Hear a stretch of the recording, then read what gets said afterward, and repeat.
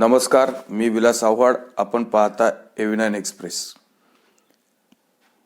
मित्रांनो, राज्यामध्ये महाविकास आघाडीचं सरकार पडल्यापासून जो काही शिव्या आणि फक्त टोमणे, घाणेरडं विधानं, घाणेरडं फक्त बोलणं, याच्या पलीकडं विरोधी पक्षाकडं आपण कुठलाही साधन सामुग्री पाहिली नाही.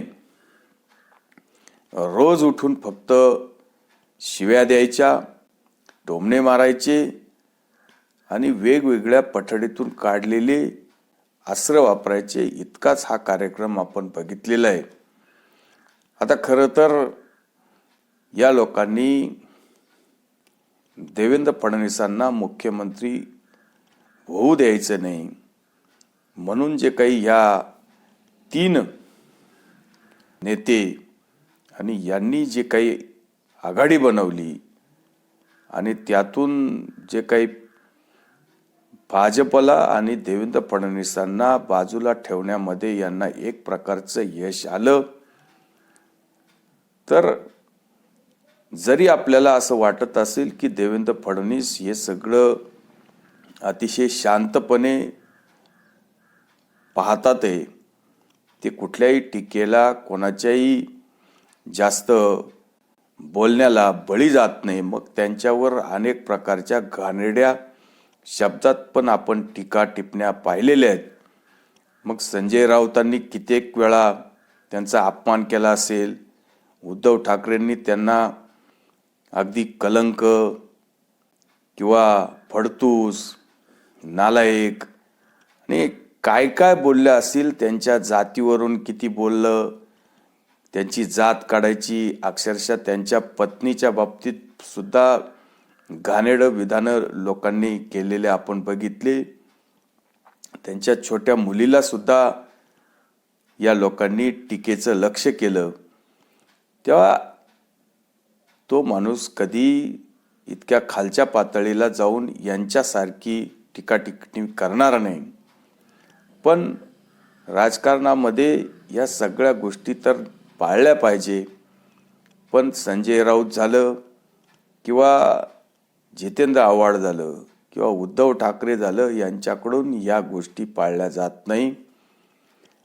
आणि देवेंद्र फडणवीसांनी या विचार नेहमी त्यांच्या डोक्यात आहे की आपल्याला यांच्या वाचाळवीरांसारखं आपल्याला वागायचं नाही. प्रत्येक गोष्ट आपल्याला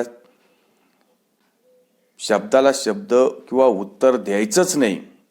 जेव्हा आपल्या जाळ्यामध्ये एखादा माणूस अटकेल किंवा आपल्या टप्प्यात जेव्हा एखादा कार्यक्रम होईल, त्यावेळेस यांची वाट लावल्याशिवाय आपण राहणार नाही. त्यामुळं देवेंद्र फडणवीसांना इतक्या हलक्यात घेऊन चालणार नाही. देवेंद्र फडणवीसांनी 2 पक्षाची अक्षरशः वाट लावून टाकली. 40-40, 42 आमदार एका पक्षाचे फोडलेत. महाविकास आघाडीचं यांचं 25 वर्ष चालणारं सरकार अक्षरशः यांच्या तोंडातून काढून घेतलं. त्याच पद्धतीनं देवेंद्र फडणवीसांनी यांचे पक्ष यांनी तयार केलेले, अर्थात शिवसेना पक्ष हा स्वर्गीय बाळासाहेबांनी स्थापन केलेला पक्ष आहे, पण तो सुद्धा या उद्धव ठाकरेंना सांभाळता आला नाही. केवळ आपल्या माजोरडेपणामुळं आणि केवळ आपल्या मूर्खपणामुळं इतक्या दिवसाची 27 वर्षाची युती, भारतीय जनता पार्टीबरोबर असलेली युती, तिचं वाटोळं केलं. आणि सगळी जी काही पक्षाची विचारधारा, पक्षाचं तत्व, बाळासाहेबांनी दिलेले पक्षांचे मूल्य, हे पायदळी तुडवण्यामध्ये उद्धव ठाकरे यशस्वी झाले. कधीच बाळासाहेब ठाकरेंनी काँग्रेसला किंवा या कम्युनिस्टांना जवळ उभं केलं नाही. अशा लोकांबरोबर उद्धव ठाकरे स्टेज शेअरिंग करतात आणि यांना धडा शिकवला तो एकनाथ शिंदेंनी. त्यामुळं उद्धव ठाकरे यांची विचारधारा काय, उद्धव ठाकरेंचं नेमकं काय चाललंय, त्यामुळं पक्षाचं अक्षरशः सिम्बॉल यांच्या हातातून गेलं, पक्षाचं चिन्ह गेलं, पक्षाचं नाव गेलं, पक्ष कार्यकर्ते राहिले नाही. आता पक्षामध्ये जान सुद्धा राहिली नाही. पक्षामध्ये जे काही आहे हे सगळे कम्युनिस्ट विचाराचे लोक उद्धव ठाकरेंबरोबर आहेत. राष्ट्रवादीची परिस्थिती काही वेगळी नाही. राष्ट्रवादी बरोबर जो काही शरद पवार ती स्थापना केली, शरद पवारांच्या हयातीतच हा पक्ष अजित पवारांनी गुंडाळून नेला. आज शरद पवारांना दुसरा कुठला तरी सिम्बॉल घेण्याची गरज आली, नवीन पक्ष स्थापनेची गरज आली आणि नवीन पक्ष स्थापन करण्याची गरज आली. आतापर्यंत अनेक पक्षांवर शरद पवारांनी निवडणुका लढवलेल्या आहे. मग गायवासरू असेल, हाताचा पंजा असेल, घड्याळ असेल, निशाणी होती त्याच्यावर सुद्धा निवडणूक लढवलेली आहे. तेव्हा शरद पवारांना सुद्धा अतिशय वाईट वेळ फक्त या वाचाळवीरांमुळे आलेली आहे. कदाचित शरद पवारांचा गेम सुद्धा संजय राऊतांनीच केलाय की काय, अशी म्हणायला सुद्धा काही आपल्याला हरकत नाही. किंवा जितेंद्र आव्हाडांनी बऱ्यापैकी राष्ट्रवादी संपवली. कारण जो कोणी राष्ट्रवादीमध्ये अजित पवारांबरोबर आलाय तो जितेंद्र आव्हाडांचंच नाव घेतोय, किंवा इकडे शिंदे शिवसेनेमध्ये जे काही लोक आले ते फक्त संजय राऊतांचं नाव घेतात. आणि आता येणाऱ्या काळामध्ये जे काही काँग्रेसचे लोक फुटतील तर ते नाना पाटोलेचं नाव घेतात. अशी परिस्थिती निर्माण झालेली आहे.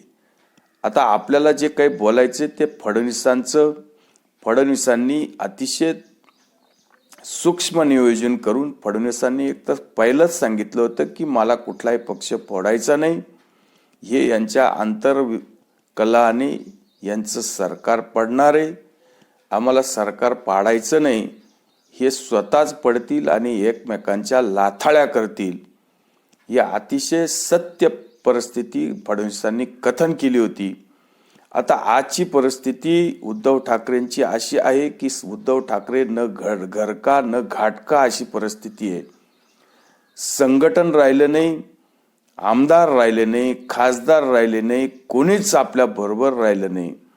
रोज मुंबईमध्ये 2-4 नगरसेवक कुठल्या तरी पक्षात प्रवेश करतात. ते महाराष्ट्रात रोज 15-20 झेडपी सदस्य शिंदेक प्रवेश करताय, कोण भारतीय जनता पार्टी का प्रवेश करताय. यांची अवस्था अतिशय वाईट झालेली आहे.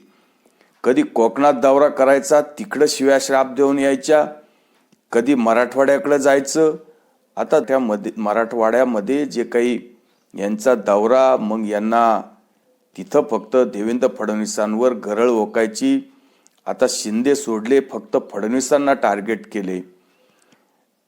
आणि यांच्या ज्या काही स्क्रिप्ट आहे, आता फडणवीसांचं जरी तुम्ही फडणवीसांना टार्गेट करणारे किंवा फडणवीसांच्यावर बोलणारे, पण फडणवीसांनी असा कोणाचा घात केला नाही.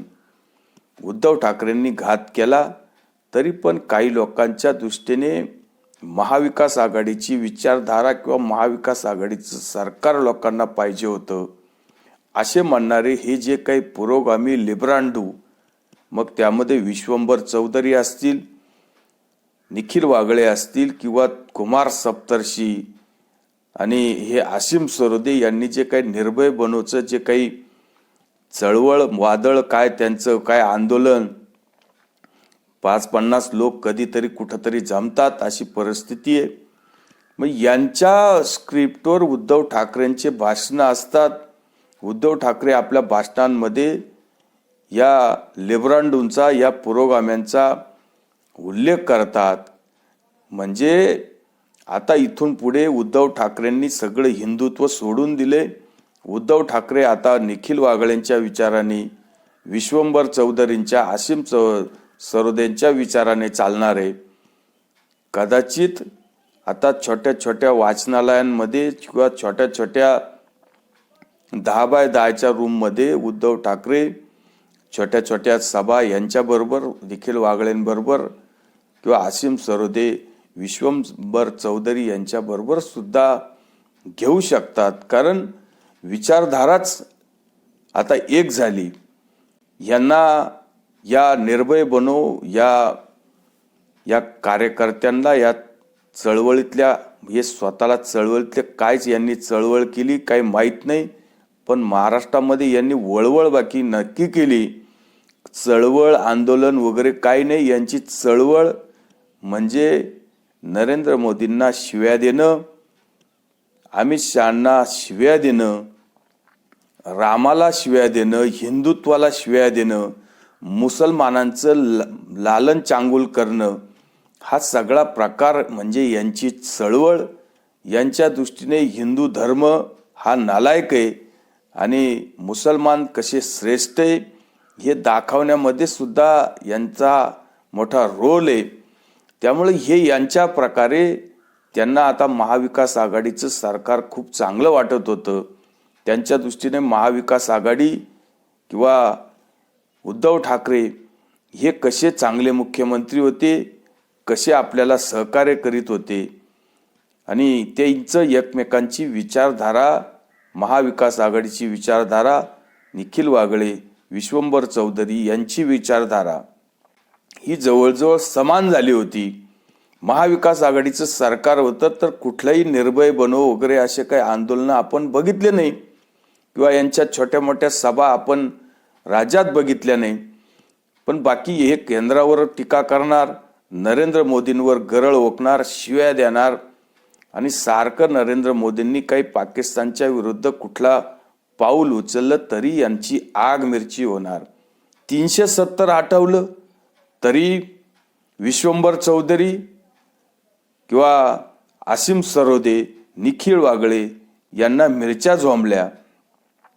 370चा आणि निखिल वागळेंचा काय संबंध? जम्मू काश्मीर कायमस्वरूपी भारतामध्ये झालं. जम्मू काश्मीर हा भारतातला अविभाज्य अंग आहे. यांना तकलीफ काय? पण यांच्या दृष्टीने पाकिस्तानवर काही जर ॲक्शन घेतली तर यांना त्रास होतो. तेव्हा अशी परिस्थिती आहे. आता उद्धव ठाकरेंची परिस्थिती काही वेगळी राहिलेली नाही.